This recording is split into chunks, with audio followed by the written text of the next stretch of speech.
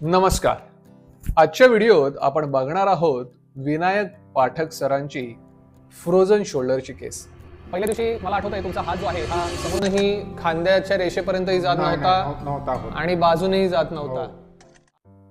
काही दिवसांपूर्वीच विनायक सरांना फ्रोझन शोल्डर झाला हे त्यांनाही माहित नव्हते. पण जेव्हा ते आमच्याकडे आले तेव्हा ते सांगत होते खांद्यात दुखतंय. जेव्हा आम्ही त्यांना म्हणलं की तुम्ही हात कोपऱ्यातून न वाकवता सरळ किती वरती नेता येतोय हे आम्हाला दाखवा, ते बघितल्यानंतर हात वरती जात नव्हता, खांद्यापर्यंतच येत होता आणि तोही वर आणताना प्रचंड वेदनेतनं ते जात होते. विविध प्रकारच्या अनेक ट्रीटमेंट त्यांच्या घेऊन झाल्या होत्या, औषध गोळ्या जोपर्यंत चालू होती तोपर्यंत तात्पुरता आराम पडायचा, पण हात वर काही जात नव्हता. त्यांनी आमची फेसबुक इंस्टाग्राम वरती जाहिरात बघितली, आमच्या थेरपी सेंटरला आले, डेमो घेतला, पूर्ण माहिती घेतली आणि ट्रीटमेंट चालू केली, थेरपी चालू केली. आणि केल्यानंतर काही दिवसांमध्येच तुम्ही बघत असाल किती दिवसांमध्ये फरक पडला.